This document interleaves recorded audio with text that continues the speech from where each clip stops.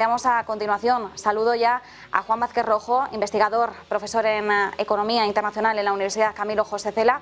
Juan, muy buenas. Buenas tardes, gracias por la invitación. Muchísimas gracias, Juan, por acompañarnos. Disculpa porque vamos con algo de retraso.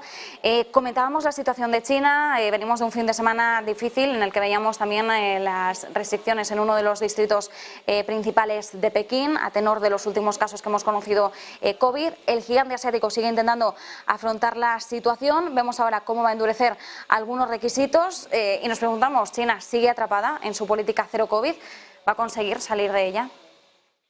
Sí, está claro que hace algo más de una semana el gobierno central intentaba lanzar un plan de 20 puntos en el que por lo menos había cierta intención de ir relajando gradualmente la política, ¿no?, de cero COVID. En realidad era un poco un intento, ¿no?, de ver cómo evolucionaba, si se relajaban un poco las medidas, aunque en una medida muy pequeña, pero realmente lo que estamos viendo es que como están subiendo los casos, al final las restricciones van a seguir muy presentes y de hecho al final hay mucha incertidumbre. El gobierno central y los gobiernos regionales y locales siguen teniendo bastante miedo de que la situación se le vaya de las manos con el aumento de los contagios. Es verdad que hay ciertos sectores de la población, sobre todo los más mayores, personas mayores de 80 años, que siguen con ratios de vacunación que son bastante reducidos en comparación con otras partes del mundo, y sigue estando presente, ¿no?, ese miedo a que la situación se vaya de las manos, incluso hasta el punto de seguir manteniendo las restricciones a costa del crecimiento económico, ¿no? Eso nos dice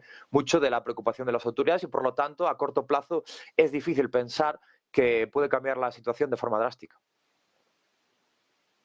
Además, ahora nos acercamos también a unas fechas algo complicadas.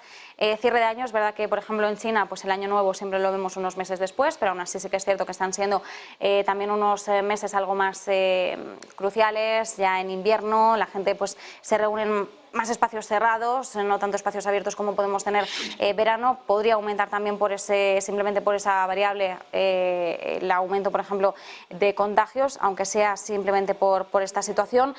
Claro, decíamos, marzo de 2023 era una de las fechas que estaba poniéndose en foco como esa ansiada reapertura. Algunas empresas, por ejemplo JD.com, decía, ojo, que aunque tengamos esta reapertura en marzo, realmente podría ser una reapertura difícil, dolorosa, con un impacto realmente brutal. Decía, y ojo, porque a lo mejor esta demanda acumulada que se puede haber acumulado durante estos 2 años de pandemia no tiene por qué de repente estallar y ver cómo pues la demanda interna de repente empieza a repuntar. Dice, es más, podemos incluso ver cómo va progresivamente, pero en unos, cómo se puede mantener quizás en unos niveles algo más suaves, aunque empecemos a ver cierto aumento. Claro, marzo de 2023 lo ponemos ahora mismo entre interrogantes, porque la incertidumbre que tenemos en estos momentos es como para planteárselo.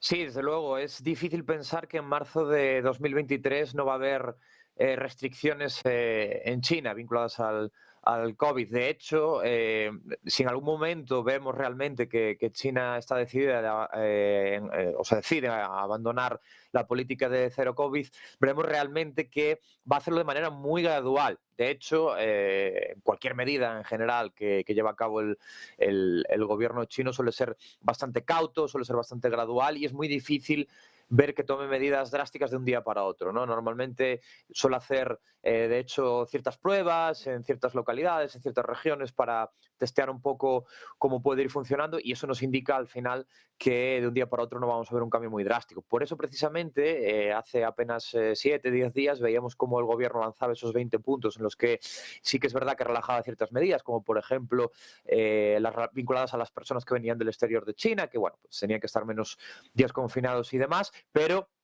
ya vuelven a estar puestas en entredicho y vemos que ya no hay tanta seguridad en dichas medidas y que pues el gobierno probablemente no siga por esa línea y no siga avanzando, ¿no?, en este sentido.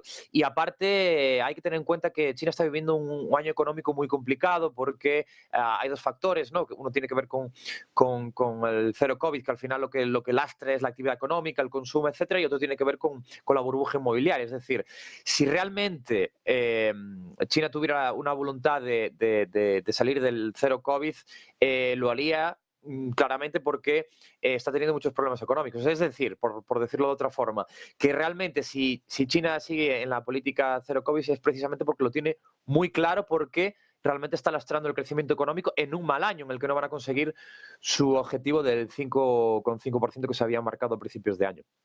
Bueno, importante esto, ¿no? Si China sigue con esa política cero COVID es porque lo tiene claro, porque tiene claro que tiene que seguir en esta línea. Está lastrando su propio crecimiento. Claro, también nos preguntamos pues hasta qué punto también podría suponer un efecto arrastre para el resto de economías que podamos estar también pues ligadas. Evidentemente, al final estamos hablando de la segunda potencia económica mundial. Todas las economías de alguna forma estamos relacionadas con China. Sin ir más lejos, pues hablábamos hace poco con motivo de la visita de Olaf Scholz a Xi Jinping. Decíamos, bueno, es que Alemania y China, por ejemplo, tienen unos vínculos muy fuertes. Alemania, al final, con la exportación de vehículos, tiene un lazo económico fundamental con China. Entonces, al final, cada uno, de una forma u otra, también estamos esperando esa reapertura para que puedan volver a agilizarse pues, todo este tipo de intercambios comerciales. Mi pregunta es hasta qué punto nosotros también, cuando digo nosotros, pues me refiero a Europa, a Estados Unidos, al resto de países más allá de China, pues podremos también sufrir algún tipo de impacto añadido a la situación actual. Bueno, aquí hay dos formas de verlo, porque puede haber un punto positivo y otro negativo, ¿no? Obviamente el negativo es que finalmente si China sigue en esta línea, pues al final todo el comercio vinculado a China, sobre todo la demanda que viene por parte de China, es decir, los países que estén más relacionados con las exportaciones de productos a China, como puede ser, por ejemplo, el caso de Alemania o otros países europeos, pues bueno, de alguna manera van a ver lastrada su actividad, sus beneficios, etcétera. Pero hay un factor que es relativamente positivo y es que al final, si China empieza a, digamos, relajar las medidas vinculadas al COVID, va a aumentar la actividad y va a aumentar la demanda de materias primas y de productos energéticos, ¿no? Y eso justo en este momento podría ser algo delicado, realmente, ¿no? Porque estamos viendo cómo obviamente en todo este año digamos, los mercados de materias primas y los mercados energéticos han estado muy tensionados, los precios han disparado, etcétera, y bueno, pues al final no se han disparado más todavía precisamente porque China ha estado, digamos, o ha estado en un momento bastante débil y la demanda de estos productos ha disminuido. Bueno, muy interesante. Muchísimas gracias por este análisis. Juan Vázquez Rojo, investigador, profesor en Economía Internacional en la Universidad Camilo José Cela. Un placer. Muchas gracias a vosotros. Y nosotros aprovechamos, hacemos una breve pausa.